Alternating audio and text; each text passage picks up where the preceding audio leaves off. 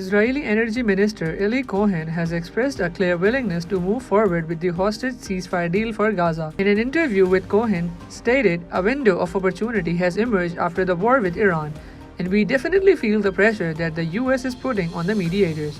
However, he noted that based on past experience, it's difficult to estimate when a deal might materialize. Meanwhile, a senior Israeli official close to Prime Minister Netanyahu told Reuters that preparations are already in place to approve a ceasefire deal. This comes as Netanyahu prepares for a visit to Washington to meet US President Donald Trump. On the ground, the situation in Gaza remains dire. According to the territory's civil defense agency, the death toll from Israeli attacks today has risen to 69. Spokesperson Mahmoud Basal said the casualties resulted from airstrikes, artillery, and gunfire and included 38 individuals who were waiting for humanitarian aid. In response to allegations raised by the Associated Press, the Gaza Humanitarian Foundation has denied claims that US contractors at their aid distribution sites used bullets or weapons against Palestinians seeking food. GHF stated that it launched an immediate investigation and concluded that the claims were categorically false. The organization clarified that the gunfire heard in a video was traced to Israeli army positions outside the GHF site and was not directed at any individuals. No one was shot or injured, they said. Amnesty International has also weighed in, criticizing Israel's handling of aid distribution.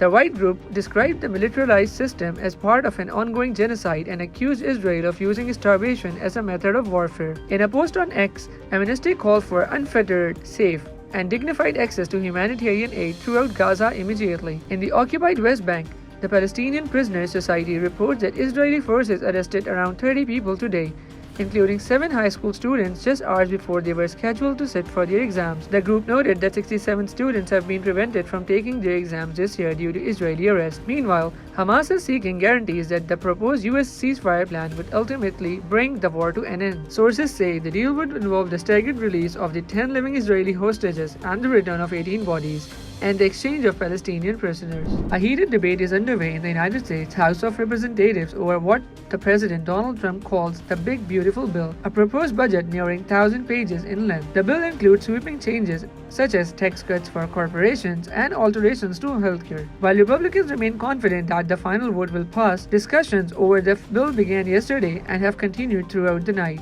Once the debate concludes and the bill is passed in the House, the next step will be President Trump's signature, officially making it law. The bill incorporates many of the president's core policies, and Trump is reportedly eager to sign it. As lawmakers push through the debate, House Minority Leader 𝐒𝐭𝐮 𝐺𝐻𝑒ys has taken the center of stage, speaking on the House floor for more than 7 hours.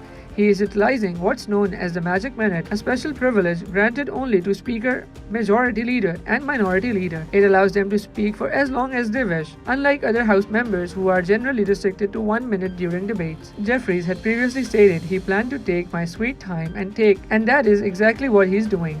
Prolonged speech now ranks among the lengthiest in House history. For comparison, former House Speaker Nancy Pelosi spoke for 8 hours and 7 minutes in 2018, while Republican Kevin McCarthy holds the record with an 8-hour, 32-minute speech in 2021. Amid 𝐺𝐻𝑒ys' ongoing remarks, House Speaker Mike Johnson has posted on X saying, "The time is now. President Trump is waiting with his pen." Johnson emphasized that the House is ready to pass the bill and bring what he called relief to the American people. In a statement to US media, Johnson added, "If Hakeem would stop talking, we'll get the job done for the American people." South Africa's Chief of Air Staff, Lieutenant General Wiseman 𝐶𝐬𝐬 met Chairman Joint Chiefs of Staff Committee General Tahir Shamshad Mirza at Joint Staff Headquarters in Rawalpindi on Thursday. According to ISPR, both sides discussed a wide range of areas of mutual interest and bilateral cooperation. They explored practical steps to further enhance military engagements and exchange views on the broader geopolitical landscape. General Mirza shared Pakistan's stance on regional security and highlighted the country's contributions to peace and stability. Lieutenant General 𝐶𝐬𝐬 praised the professionalism of Pakistan's armed forces and acknowledged their sacrifice in fight against terrorism. Upon arrival, he was presented with a Guard of Honor by the Tri-Services contingent. A day earlier, Lieutenant General 𝐶𝐬𝐬 also called on Chief of Air Staff Air Chief Marshal Zahid Ahmed Babar Sidhu at the Air Headquarters in Islamabad. During the meeting, Air Chief Sidhu confirmed the shared values and aspirations underpinning Pakistan-South Africa ties and pledged to support enhanced SAF's combat capabilities through tailored training programs. The two discussed revamping SAF's training regime, with Lieutenant General Mbambo requesting Pakistan Air Force assistance in developing a modern training framework from the academy level. He also expressed a desire for SAF officers to observe PAF's major exercises and conveyed interest in using PAF's engineering facilities for C-130 fleet maintenance. Meanwhile, in Islamabad, the High Court on Thursday acquitted 4 PTI workers convicted for their involvement in a May 9, 2023 riots. These riots followed Imran Khan's arrest and that led to violent protests across the country, including attacks on military installations. An anti-terrorism court had earlier sentenced Abdul Latif and 11 others for attacking the Ramna police station. Of them, Mira Khan,